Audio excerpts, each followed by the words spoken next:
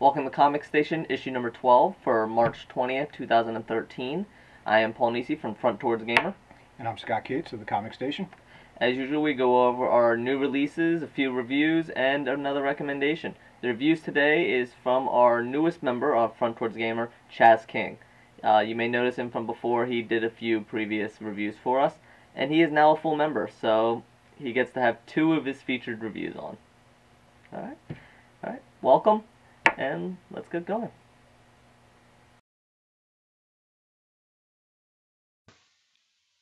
First of all, we want to apologize. There were some technical difficulties with the video and audio, so we are improvising and bringing you the video completely of shots of the comics themselves with my voiceover. We are going to start with IDW's Memorial Imaginary Friends #1. In this story, it is a story about imagination, first and foremost. It starts off with a grandmother having Alzheimer's, but drawing pictures of imaginary friends. She has regressed into her childhood. However, her son soon realizes that these pictures that she is drawing is actually his dreams, his fantasies that he had as a kid, and he wonders where they came from. Not soon after, he searches for his childhood, and he finds a stuffed animal that was from his childhood that he gives to his daughter. Soon after, they're sitting down to dinner, she screams, and she has disappeared, replaced with the dragon come to life. This is a story about a talking cat, doors that appear out of blank walls, disappearing daughter, and oh, that dragon. Immediately that comes offhand when you first open up Imaginary Friends is the colorful and vivid artwork. I really enjoyed the artwork. Only caveat to this is that it was very cartoonish. Relying on cartoon artwork is a little bit of a crutch sometimes, but there's a definite inspiration to the artwork from cartoons. So through this appearing door comes this woman, this old man, and a cat. Again, talking cat. And they obviously know what's happening. And they soon find the father and the grieving mother and the dragon, and they set off to rescue the daughter. The mother stays behind. It's really cute, it's really interesting, the artwork is beautiful. I thought it was a really good story. It's probably not going to be action-packed, it's not going to have a huge amount of more than plot. Plot's going to drive this. And I enjoyed it, I liked it, it's probably a little on the younger end side. Scott's comment was that Memorial does come out infrequently, so if you do enjoy this, don't get your hopes up and thinking that it's going to come out on a regular basis. It does come out with a period of time in between each comic. My comment back to him for that was, while it was enjoyable and I liked it, I didn't get the feeling that I had to go out and get the next issue. So I don't think that's going to be a problem. It's enjoyable, it's fast, but it's not half read. The next comic in our issues here is Marvel's X-Termination Part 1. This is actually a story that ties into other comics. This has to do with the multiverse, where the villains are, in a sense, Kurt and McCoy, who are Nightcrawler and Beast. They're not actually from our world. They're trying to get back to New Apocalypse. This issue centers really around them getting back to Apocalypse and the trouble that causes. They get back, they cause a rift, they go through, and the X-Men from our world, led by Wolverine, follow them through and meet up with the X-Men in New Apocalypse, and then another pair of X-Men come in, and so you have 3 X-Men groups in New Apocalypse, and then, as with most cases, when you open up a portal, something bad comes through. Well, something does, and it follows them, and it comes out, and that is the threat. Overall feeling of the comic was, the art was nice. I like the X-Men, so the fact that 3 of them are together. However, the comic really only mattered on the last 2 or 3 pages. The rest of it was kind of fluff. I really didn't get too much out of it except for the last few pages. Also, it ends with a continuing on with Astonishing X-Men number 60. Right, the next issue we have is from DC. It is Constantine number 1. This one basically reboots Constantine for the New 52. First off, it's beautiful artwork, amazing drawings, really detailed. Storyline-wise, it comes with Chris, who knows Constantine comes back. He's being haunted, whatever, by magic again, and Constantine's trying to help him. Of course, along the path, he gets attacked by demons. He's fighting. It's wonderful artwork. It's Constantine. By the end of the book, you know that Constantine is not a hero by the typical hero standards. He is the anti-hero, which Scott agreed with me on that. Scott said that this actually is the continuation of a previous book that went up to 300 episodes, so this is directly after that, but it's a fresh start. As issue number 1, I thought it was really nice. They only spent 2 or 3 pages where they gave background, and it was short. It didn't take up much time. It was done in a very nice way, and for an issue number 1, that's very important. There's a lot of them that spend the entire issue or 2 that go on and on about the character, introducing them, when this one really only took a page or 2 and got right into the action. So as an issue number 1, I thought it was nice. Again, he's not the typical hero, so some people are going to like that. Some people love the anti-hero. Alright. The next one we have is another follow-up. One of my favorites is Deadpool number 6 from Marvel. This is Marvel Now. And as usual, Deadpool is irreverent. He is quick-witted. He's quipping. It's just basically the artwork is beautiful. The action is great. And it's just fun. There is nothing beyond this than just pure fun. You're not going to learn anything. It's not really a huge exposition, any progression in his character. It's just fun, gory, action-packed, hilarious, and I love it. We're going to end up with this episode for new releases with DC's Justice League of America issue number 2, following from one of our previous comic stations. Again, the art is beautiful, kind of standard for DC, but again, that standard is pretty high. There is a scene in here that I really love with Catwoman. She actually is probably my favorite part of this book, and in this scene she has a beautiful facial expression that really touched, but I believe that this section was pretty much put in because one of the complaints about the first issue and the artist himself has been that the facial expressions have been fairly stiff, so this might have been put in as a direct contrast to that complaint. The story itself feels disjointed, unfortunately. The first half of the story is about the first time the teams are meeting. They're getting together. They're going to be in the limelight for the first time. The president's introducing them.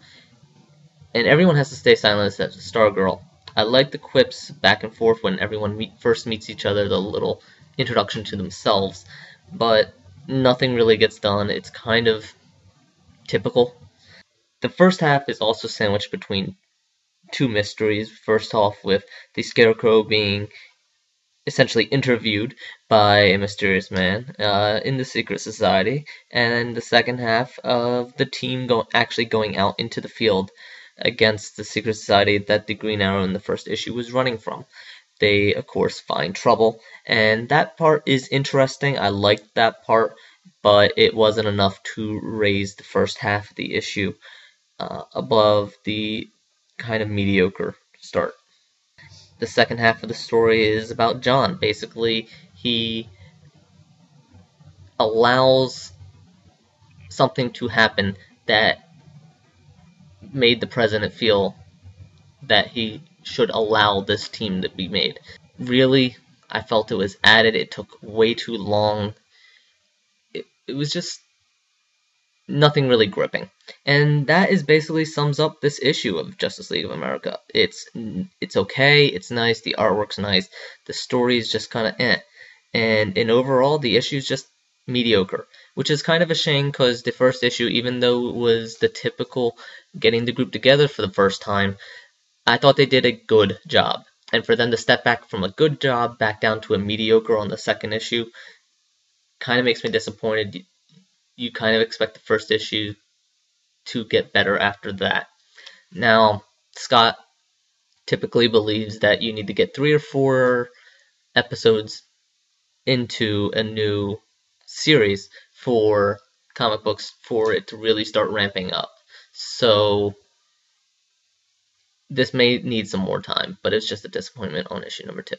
Alright, up next is the reviews and recommendation. For our reviews today, as we mentioned in the beginning, we have 2 of them from Chaz King, our newest writer for Front Doors Gamer. The first one is Avatar: The Last Airbender: The Search, Part 1. This is from Dark Horse Comics.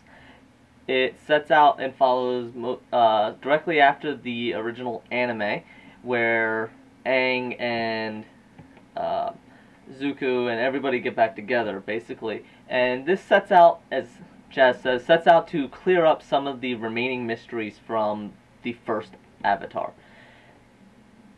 I read it, I do like it, I thought it did a great job of continuing the continued spirit of Avatar, and Chaz agreed. Chaz has great things to say about the art, continues well with the plot and the storyline. He seemed to really enjoy it, and as he said, we learn more about Zuko and Ozai's strained relationship. It is a key feature of The Search Part 1, and Chaz specifically wanted to make sure that people were aware that the artwork. He specifically called it out. Very beautiful, very stunning. He ends his review saying that this is a required reading for anybody that is an Avatar fan. This is Avatar: The Last Airbender, and so much so that I've actually been moving away from giving the score on it, but I think this deserves the fact that Chaz gave it a 9 out of 10, which is an amazing on our scale. So absolutely he recommends it. The second review that he had was called The Massive Volume 1 Black Pacific. This is another comic by Brian Wood, who has been popping up a lot as making our list on a lot of things, and this is no exception. Chaz has basically, he goes over the story. Chaz says that after the near apocalypse, where Earth basically tried to rebel and get rid of the parasites living on it, which is humans. So it rose up, tried to kill them out, and this is basically setting what Chaz says is supposedly current day, and then flashbacks going into how that event happened.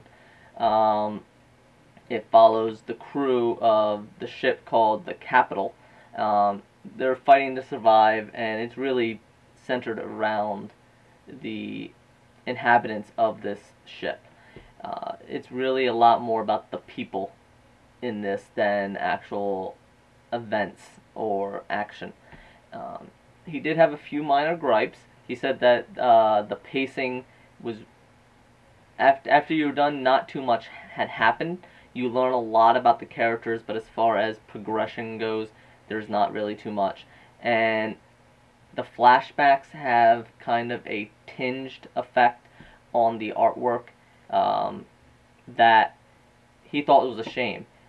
But the reason that they're minor gripes is that the artwork itself is beautiful. He called that out. It is amazing. So that's why it was a gripe that they had that effect on the art, because it dulled what he thought was really beautiful and vibrant artwork. Brian Wood, again, does some really well written work here, and he makes it, even though it is basically a slice of life, it's about these people surviving. There's not too much action as far as I could read from the review. He does a great job of getting you invested.